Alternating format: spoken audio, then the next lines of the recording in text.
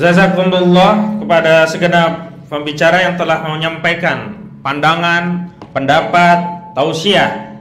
Kepada para pembicara kami ucapkan terima kasih, semoga Allah membalasnya dan ini semua dinilai sebagai ikhtiar amal soleh yang bernilai pahala di sisi Allah Subhanahu wa taala. Selanjutnya kita sampai pada sesi terakhir berupa pembacaan pernyataan bersama. Namun sebelum itu dilakukan, mohon kepada segenap tamu undangan untuk ke depan dan tim panitia ini meja agak dimajukan dikit biar bisa di belakang. Nah, nanti yang di belakang yang berdiri mohon maaf. Nah, ini kita depan tetap bisa duduk. Tim teknis ya cukup. Nah, kita maju dikit. Terus para hadirin sekalian mohon untuk bisa berdiri di belakang agar kita bareng-bareng. Saya akan mewakili pembacaan dan nanti yang lainnya bisa menyimak. Insyaallah ini bagian dari ikhtiar kita untuk mengingatkan penguasa, muhasabah lil hukam, sekaligus membela ajaran agama Islam, yakni ajaran Islam khilafah. Karena ini bagian dari dakwah amar ma'ruf dan nahi mungkar. Langsung menyesuaikan berdiri di belakang. Posisi diharapkan bisa di tengah. Semuanya, antum juga. Ya, jangan ragu-ragu. Nanti gak dapat pahalanya kalau gak kepotret. Udah pakai jas. Apalagi udah pakai jas begitu. Waduh. Rekan saya itu Bang. Iya, iya. Nah, sebelah sini. Kalau nggak masuk kamera, pahalanya kurang nanti. Riki, apa Rizky? Antum enggak? Oh, jaga ya.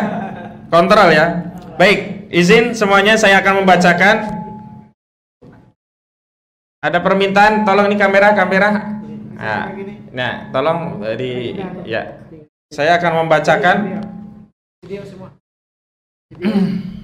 video. Bismillahirrahmanirrahim. Mungkin karena ini panjang cukup menyimak saja. Nah, tapi nanti ada seruan takbir dan sebagainya mengikuti ya.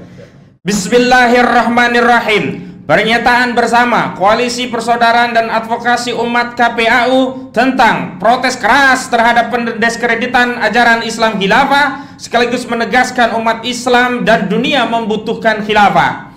Setelah membuat gaduh umat Islam dengan pernyataan Kementerian Agama adalah hadiah dari negara untuk NU, bukan untuk umat Islam secara umum, kini Menteri Agama Yakut Khalil Qomas kembali menyakiti publik umat Islam, mana menyebut perlunya rekontekstualisasi fikih Islam yang salah satunya menyebut ide khilafah hanya menjadi bencana bagi umat Islam.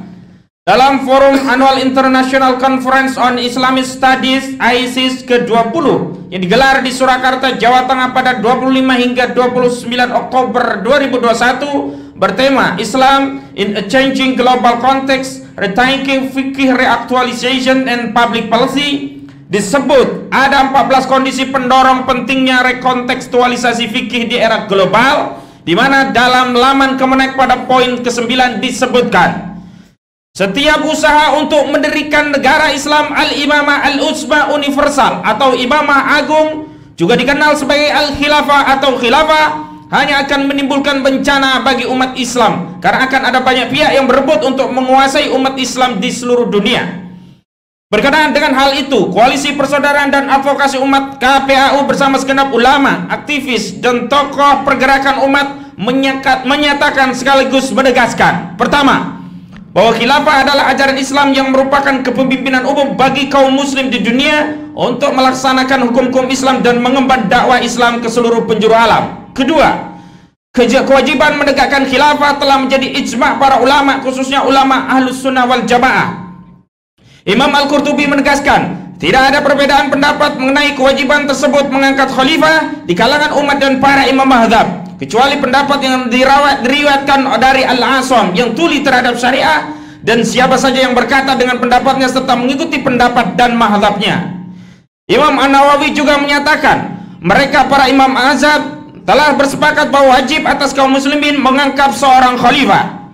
Imam Al-Ghazali menyatakan, kekuasaan itu penting demi keteraturan agama dan keteraturan dunia. Keteraturan dunia penting demi keteraturan agama. Keteraturan agama penting demi keberhasilan mencapai kebahagiaan akhirat. Itulah tujuan yang pasti dari para nabi. Karena itu kewajiban adanya imam khalifah termasuk hal-hal yang penting dalam syariah yang tak ada jalan untuk ditinggalkan.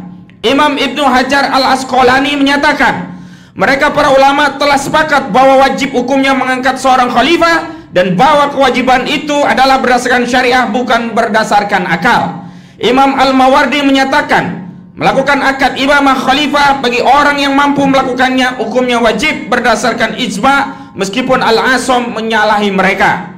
Imam Ibnu Hajar Al-Haytami menyatakan, ketahuilah, para sahabat Rasul Nabi SAW telah sepakat bahwa mengangkat imam khalifah setelah berakhirnya zaman kenabian adalah wajib. Bahkan mereka menjadikan itu sebagai kewajiban terpenting karena mereka telah menyibukkan diri dengan hal itu dari menguburkan jenazah Rasulullah SAW. Imam Asy-Syaukani menyatakan mayoritas ulama berpendapat imamah khilafah itu wajib menurut itrah Ahlul Bait. Mayoritas Mu'tazilah dan Asy'ariyah imamah khilafah itu wajib menurut syariah. Asy-Syaukani. Pendapat para ulama terdahulu juga diamini oleh para ulama mutakhirin sebagaimana disebutkan oleh Syekh Abu Jahrah, kemudian Diyauddin Ar-Rais, kemudian Abdul Qadir Audah, kemudian Syekh Taqiyuddin An-Nabhani dan Dr. Mahmud Al-Khalidi. Kemudian ketiga, bahwa sangat aneh, tidak dapat diterima dengan akal dan dapat diyakini memiliki niat yang sangat jahat terhadap Islam dan kaum muslimin adanya pihak-pihak yang berusaha mendiskreditkan ajaran Islam khilafah, apalagi mengedarkan tuduhan dengan menyatakan setiap usaha untuk mendirikan negara al-Islam al-Imamah al-Uzma universal atau Imam Agung, juga dikenal sebagai al-Khilafah atau khilafah, hanya akan menimbulkan bencana bagi umat Islam karena ada banyak yang berebut untuk menguasai umat Islam di seluruh dunia. Keempat, bahwa masalah umat Islam dan dunia pada umumnya seperti penjajahan Palestina, penindasan Muslim Uighur, kezaliman terhadap Muslim di Myanmar, pembantaian kaum Muslimin di Suriah, penjajahan di Irak, adu domba dan pecah belah umat Islam, penguasaan sumber kekayaan alam dunia Islam adalah karena adanya eksploitasi dan penindasan sebagai akibat diterapkannya ideologi kapitalisme sekuler yang dipimpin Amerika. Dengan demikian, mengembalikan syariat Islam dalam kehidupan dan menegakkan kembali institusi khilafah adalah kewajiban sekaligus solusi tuntas bagi problematika umat Islam dan dunia seluruhnya. Dengan penerapan Islam secara khilafah akan kembali mengatur dunia, memakmurkan bumi, menghentikan penjajahan dan penindasan kapitalisme global di bawah kepemimpinan Amerika, menyebarkan dakwah Islam seluruh penjuru alam, dan menjadikan Islam benar-benar menjadi rahmat bagi semesta alam. Kelima, secara khusus kami mengecam saudara Yakut Khalil Qaumas yang berdalih hendak melakukan rekontekstualisasi fikih Islam yang tanpa ilmu menyebut ide khilafah hanya menjadi bencana bagi umat Islam.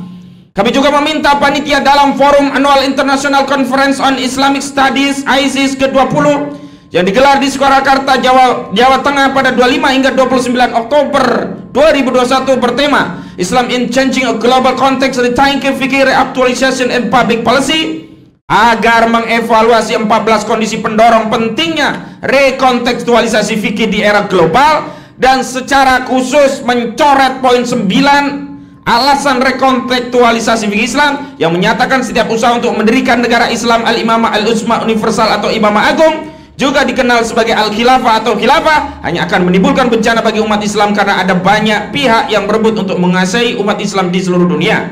Keenam, kami mengimbau agar saudara Menak Yakut Khalil Qaumas untuk segera meminta maaf secara terbuka di hadapan publik atas kontroversi pernyataannya yang menyebut Kemenak adalah hadiah negara untuk NU, bukan untuk umat Islam secara umum, dan tidak kembali mengulangi kesalahannya dengan kembali mengeluarkan pernyataan-pernyataan yang memecah belah dan melukai hati umat Islam. Ketujuh, kami mengajak segenap umat Islam, baik ulama, aktivis, advokat, praktisi maupun akademisi, aktivis pergerakan pemuda dan mahasiswa, politisi, pengusaha untuk bersama-sama bersinergi dan ikhtiar nyata menyelesaikan problematika umat Islam dan dunia dengan bersama-sama menegakkan daulah khilafah. Hanya khilafah satu-satunya solusi untuk negeri ini dan seluruh negeri kaum muslimin lainnya. Demikian pernyataan disampaikan Jakarta 28 Oktober 2021, dibacakan oleh Ahmad Kozinuddin, sarjana hukum, Ketua Koalisi Persaudaraan Advokasi Umat KPAU,